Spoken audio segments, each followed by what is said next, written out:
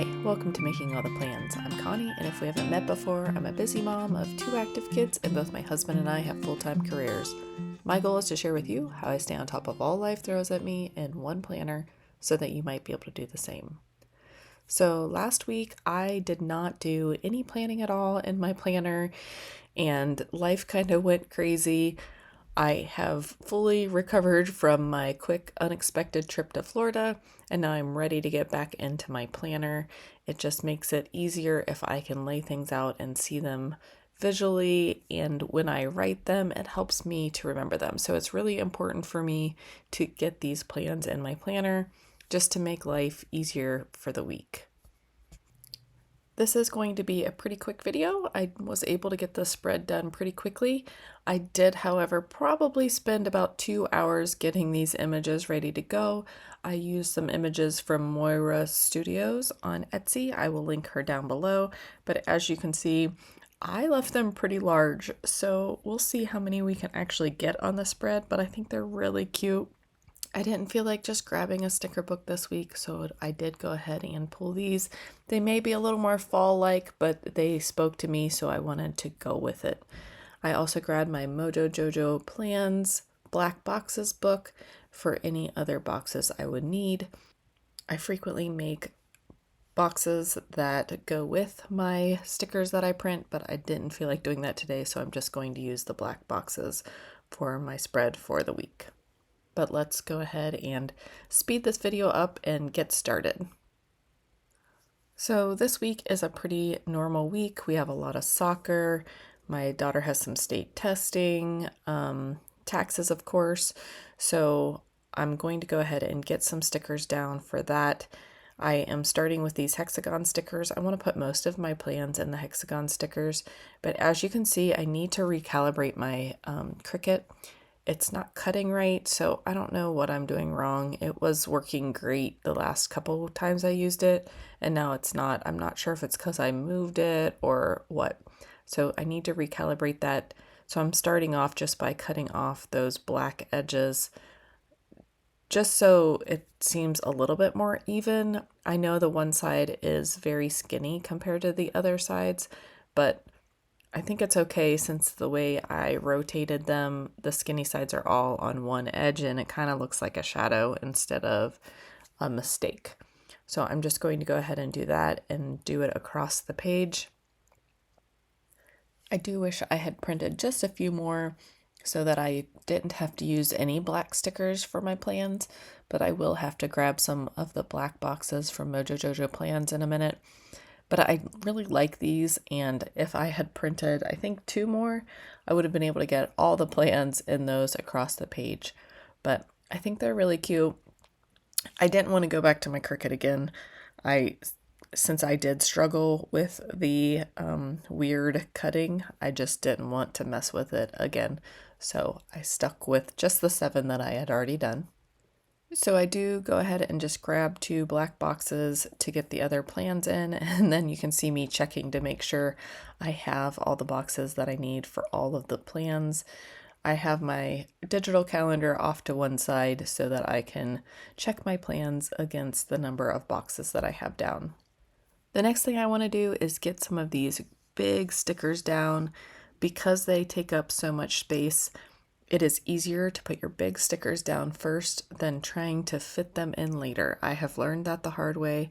It seems like common sense until you start messing around with your layout and you start putting other stickers down. Then you're like, oh, I wanted to use this big sticker, but now I don't have any more room for it.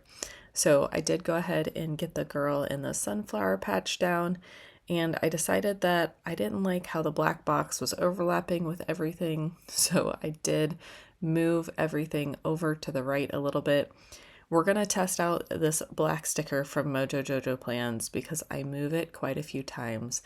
And I'm very proud of how it doesn't rip the page when you pull it up, but it is still sticky. I move this thing multiple times and it still sticks.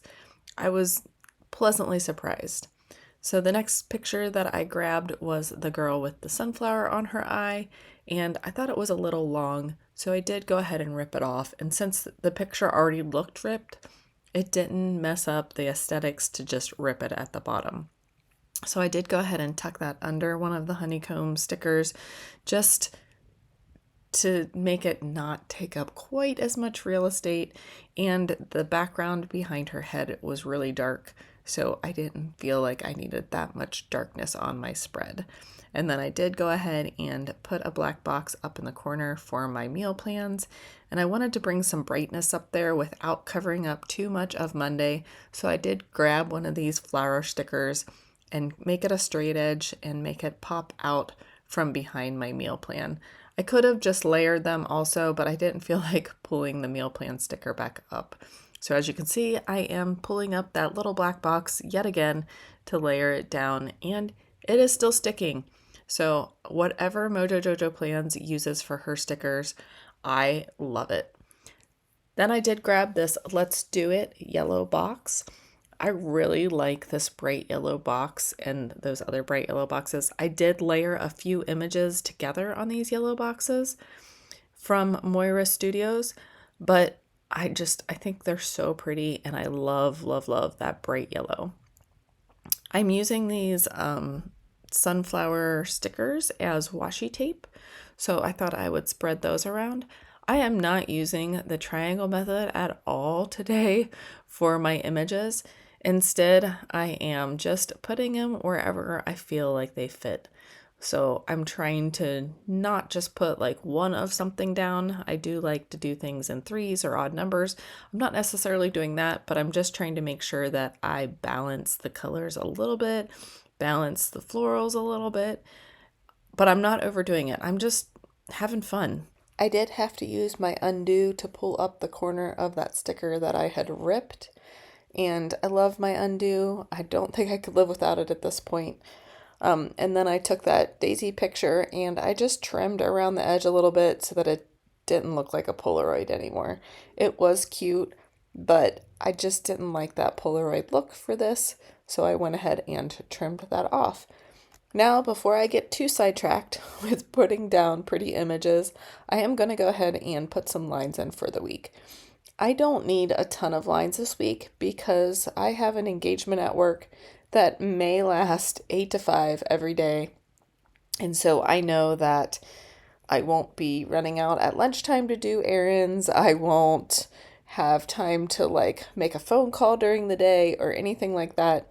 It will pretty much be work straight from 8 to 5 with a lunch break. And then at night, I will do the normal things, but I won't have time to do a lot of extras between, picking up from soccer, trying to get my exercise in, and things like that.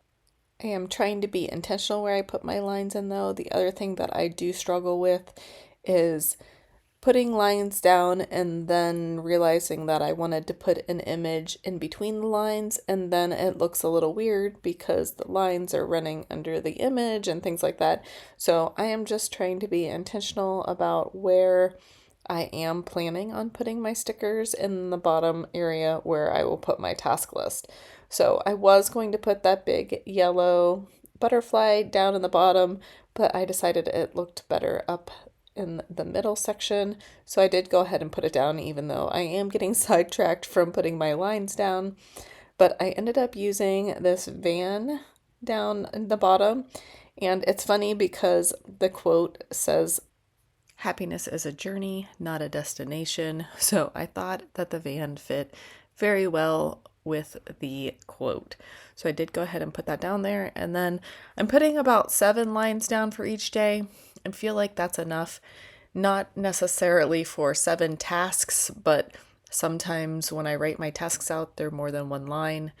And maybe at the end of this video, I will go ahead and just put in how I start planning for my week on a Saturday or a Sunday. But then I decided that maybe I should put some more lines in for the weekend. I do work on my YouTube channel some, we do some yard work and things like that. So I did go ahead and put some extra lines in on the weekend. And then just to balance things out, I did put some more lines in on Thursday and Monday, even though I probably won't use them, but I liked how it balanced everything out. And then just to wrap everything up, I'm going to fill in a few gaps that I didn't like. I'm going to start by putting this washi tape like sticker down underneath my black box. I also didn't love how that black box just kind of stood out on its own, so I'm liking how it's pulling it into the spread. So I liked that, but I still didn't like that big white area over there, so I'm trying to find something else that I can put there, and I decided that I would go ahead and put a flower running off the page and just trim off the edge. I probably would have liked something more there, but I wasn't really sure what else to do. I didn't want to grab a sticker book. I just wanted to use what I had already printed. I also want to fill in that white space by the girl walking through the sunflower patch. So I did go ahead and grab another flower. And I'm not loving how the yellow flower is right next to the yellow "let's do this," but I think it's okay and it balances how much yellow is on the other side of the page. So I think it will be all right. But again, I wanted to use the things that I'd already printed. I didn't want to go for that orange sunset or that weird orange circle. So that's why I just went ahead and stuck with this yellow flower. I did play around with putting some washi-like tape by my meal plan, but I didn't really like it. And I didn't want to cover up the meal plan because that box is so small. I'm barely going to have room to fit in my plans for the week. So I did go ahead and just take that back out. But this is my spread for the week. I really like it. I am hoping that I can have a more productive week. But I am going to bring you along on just how I start by planning my weeks. The first thing that I do is I take my personal calendar and I write in all the plans that I have on my personal calendar. So that will include my daughter's softball practice, my soccer game, my son's soccer practices, his futsal with the high school, the fact that my daughter has state testing, and my mother-in-law's birthday. I will put all that down. So that way, when I go to write in my work schedule, I know like if something conflicts with my personal plans, like taking a kid to soccer or softball. Granted, my husband is my daughter's softball coach, so he automatically takes her to softball. But if I can't take or pick up my son from soccer, then I can just go ahead and tell my husband, hey, I need you to pick up Ben if you can, or should I ask a friend to bring Ben home, or whatever that may entail. But that way, if my personal plans are down first, I can see if there are any conflicts when I am writing down my work plans for the week. So not too bad of a week personally. Now I'm going to go ahead and write in my plans for work. So as I said, I have basically 8 to 5 meeting every day, and then some other meetings sprinkled in that I may or may not be able to attend, but I did want to go ahead and put them down on my calendar so that I just remember that they're happening, and I can either jump off of one call onto another call, or I can catch up with somebody who was in those other meetings just to see what happened in them. Now that I have my calendar down, I do my meal plans. I like to look at what's going on in order to plan my meals. So for Monday, my daughter has softball, and then I also have a soccer game. So I will make a meal on Sunday so that it just needs to go into the oven, and either kid can do that. So I go ahead and put chicken spaghetti down for Monday. Tuesday, I'm going to do hamburgers because my husband can pretty much take care of that on his own. That way, when I pick my son up from soccer, my husband can be making dinner while we're on our way home. And then Wednesday, I'm going to do fajitas. And again, I can have most of that prepped so that when I get home from work, we can have a quick dinner before my son has to go to futsal. And now I am looking at my cheat sheet of dinner ideas. I'm struggling lately. I am sick of food. So I'm thinking maybe taco salad, maybe sheep hand tacos. I don't know. So I did decide to go with the Asian flank steak. I usually make it with rice and broccoli, and rice is a huge hit in my house right now. So we did go ahead and do that for Thursday. And then Friday, I just went easy and did steak. I normally do my grocery pickup on Saturday, so I will plan out Saturday and Sunday later.